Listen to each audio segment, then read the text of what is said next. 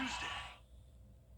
The first day of fall is on Sunday, but the temperatures are not on board, to say the least. We made it into the low 90s today, and we will continue to see those low 90s throughout the weekend. Mostly sunny and dry for now, but next week we could see some changes with both the temperatures and the rain chances. I'll have all those details coming up. Right now on News Channel 6 at 7, the wife of Vice Presidential nominee Tim Walz stopped in Augusta. Her message to veterans and voters. Also ahead, the first phase of a new recycling facility in Augusta is underway. What this means for the economy. And increasing school safety in Columbia County. What the district is doing to protect students as your news at 7 starts now. Live from Television Park, this is WJBF News Channel 6 at 7. Good evening, everyone. You're watching News Channel 6 at 7. I'm Dee Griffin. Thanks so much for joining us. Coverage you can count on begins as the race for the White House leads through. Time now for a first look at our weather. It is 7 p.m. Friday and it's almost 95 degrees. Here's Chief Meteorologist Jenna Petracci, and it seems like summer's playing in our faces. It just won't leave. Yeah, that's exactly right. I mean, you would have thought we were done with the 90s after 2.5 weeks of being in the 80s, but that is just not the case. It is the last weekend of summer and technically the first weekend of fall, but summer is taking over for sure. And as for the rain, there has not been much of it today, but Dee just told me a few moments ago that when she stepped outside, she did run into a few raindrops, and that's exactly what we're seeing here on Live Viper 6. Notice that spotty shower coming through Augusta. Now as the sun is going down, there is no more rain. So with the heating of the day and all the warmth and sunshine, we do have the chance of showers over the next couple of days as well, but they'll continue to be just these very spotty showers, nothing significant, no widespread rain to really help us out with the drought. Our Terry Lambert Hyundai Skyview cam showing a beautiful view. Look at that sun shining down here at the airport. No recorded rainfall today, of course. Low of 62 this morning on the cooler side, heated up all the way to 91 in Augusta today, 4 degrees above average. So temperatures are warmer than they were yesterday across the board, and right now we're sitting in the mid 80s through upper 80s. I think everyone's below 90 now. Let's check it out. 88 in Thompson, 87 in Augusta. Bamberg, you're at 86. Wrightsville, 87. Sparta, still hanging on to that 90-degree mark, but only 85 now in Waynesboro. Winds are coming in from the southeast at the moment, 6 miles per hour in Augusta and Aiken. Otherwise, pretty calm winds for us. Game Night Live kickoff at 7:30 tonight in Lincolnton. It's going to be in the mid-80s. By the time the game is wrapping up, we'll be down to around 76 degrees, mostly clear and dry tonight. Perfect football forecast. Coming up, I'll have a look at your full Viper 6 forecast, but back to you, Dee. All right, thanks so much. We will see you then. Columbia County school leaders are continuing to answer questions about school safety for students. This comes after recent threats in the schools. Hannah Latier has more. The school district has seen an increase in reports of threats after school shootings in other areas, like the one at Appalachia High School on September 4th. Anytime you have a tragedy such as what we've experienced, especially so close to home, there's anxiety there. The school system will soon have new security systems. They're also going over safety training, investigation protocol, how to prevent threats, and more. School District Police Chief Gary Owens said county schools are getting the security system that allows teachers to notify law enforcement with the push of a button. We are implementing those systems into the schools now. They're currently being installed in other schools. There are 2 that are active now. And Associate Superintendent Penny Jackson says after reported threats are thoroughly investigated, staff relies on codes of conduct when deciding consequences. We have to look at that totality of evidence that we have and then follow our process with legally what we're charged to do through various organizations across the state.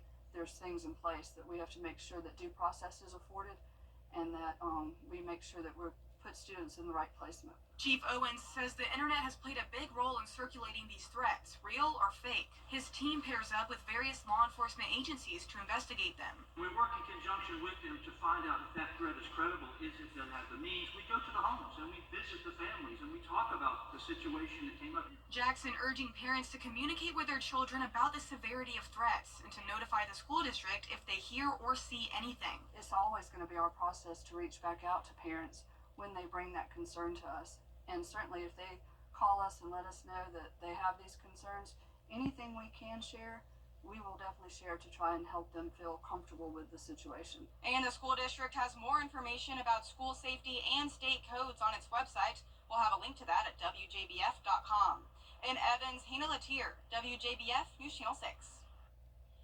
South Carolina held its first execution in 13 years this evening.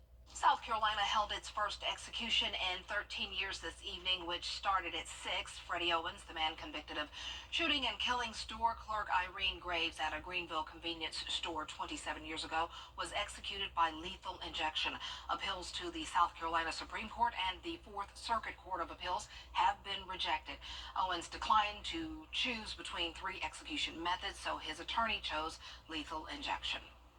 Augusta has a new recycling plant. Arubis Richmond cut the ribbon this morning on the first phase of the Arubis plant. And this ribbon cutting is the first step in the company's efforts. This ribbon cutting is the first step in the company's efforts to bring more jobs and less metal waste to the Augusta area. The $800 million project will not only provide job opportunities, it will continue to recycle scrap metals like printed circuit boards, insulated copper cable, and more. In 2019, we've announced 3,000 new jobs and $2.36 billion of investment in Augusta, Richmond County. 1, 2, 3, cut! Friday morning's ribbon cutting represented the first phase of growth for the company. Leaders say phase 2 is currently under construction. Working for Arubis is great. One thing we tell the employees, this family helps you take care of the family at home. That family growing by the dozens. Mayor Garnett Johnson saying Augusta is a place companies want to invest. Here we are today celebrating a ribbon cut for an employer that not only has world-class technology that protects the environment, that creates jobs, but they're really and truly a community partner. And while some we spoke with earlier this week speculated how this will impact the environment, Mayor Johnson assures one thing. Bringing in these new facilities with heavy metals and other stuff, how is that going to happen in a place where we already aren't meeting the standards right now? And what does that mean for the health of our community? I've seen the technology. It is a closed-loop technology where it does not impact our environment. It does not impact our beautiful Savannah River. It creates jobs, so it's a win-win-win not only for Arubis Richmond, for Augusta Richmond, the entire region, and the state of Georgia.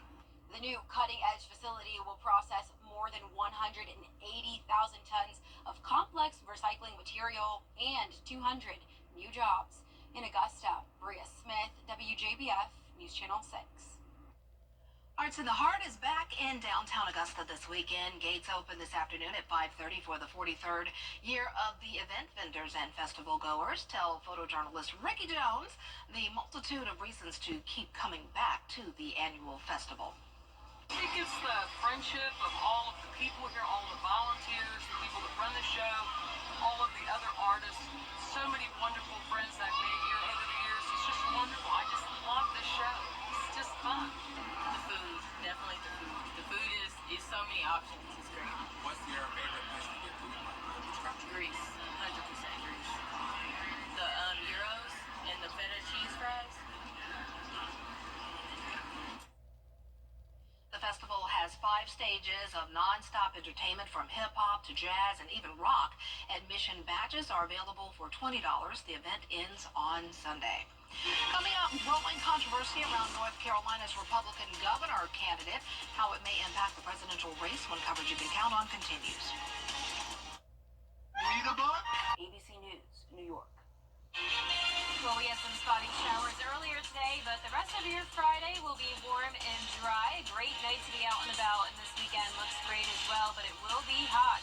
90s back in the forecast, and then we'll see some changes next week. I'll have a look at that 10-day forecast when we return.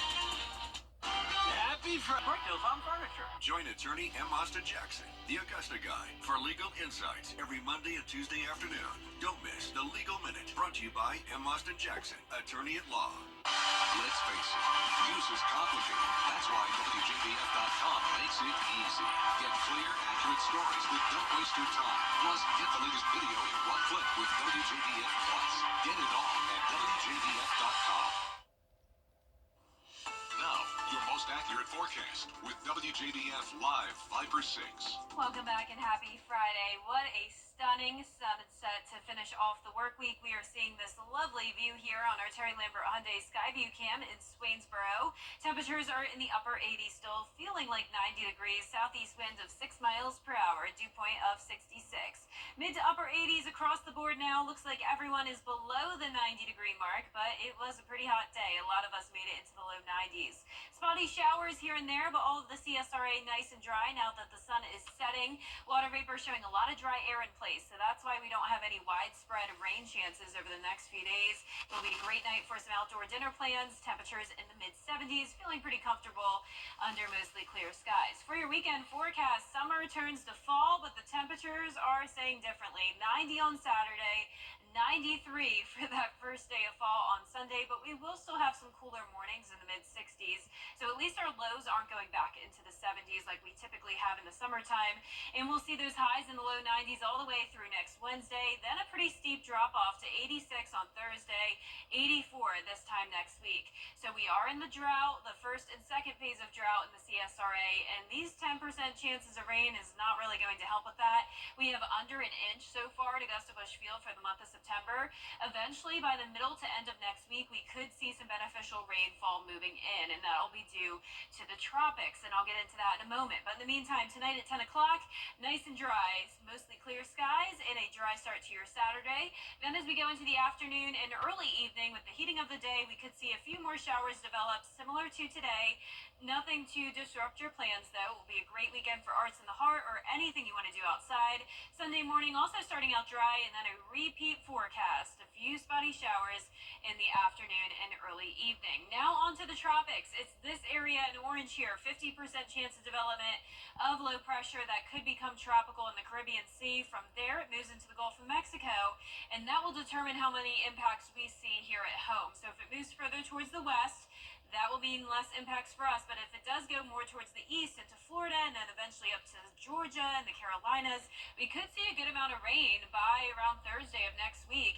Here's one particular model run, sort of taking it in between here around Louisiana over into Alabama, and then notice all that rain moving into the southeast. Now, we'll definitely keep you updated on this. It is a changing forecast, and we'll definitely have a better idea of it by around Monday of next week. Our lows will be in the mid-60s. Highs tomorrow will be around 90 degrees. And your 10-day forecast showing mostly sunny days, just keeping that 10% chance of rain, nothing significant. Temperatures are going to be heating up all the way into the low 90s over the next few days. And then next week, we will start to see those temperatures decrease back down into the mid-80s. Lows will be down into the low to mid-60s.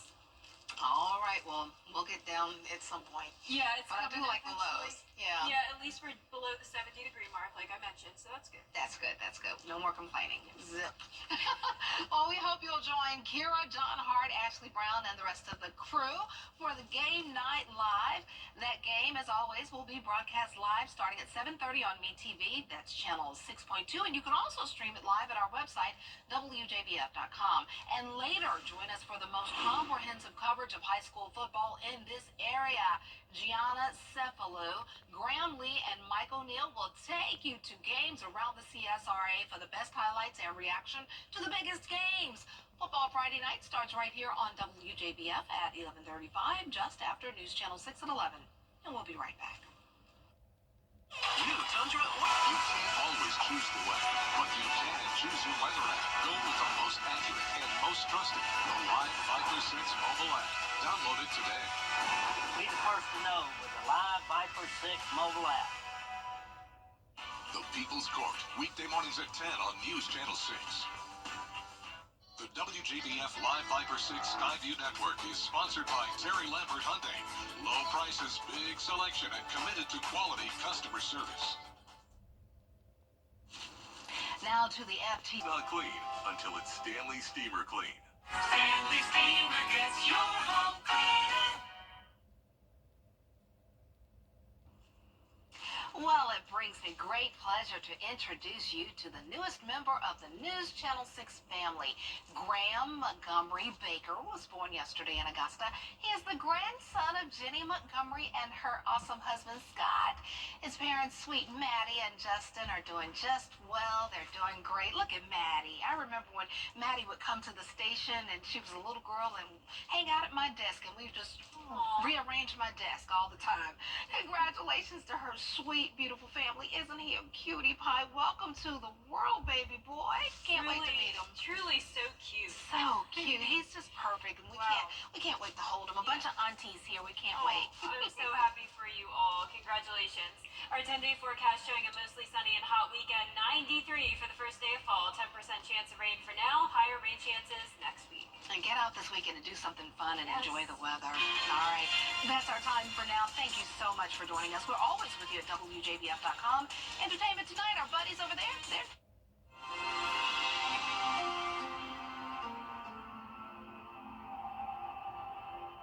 At Lionel Smith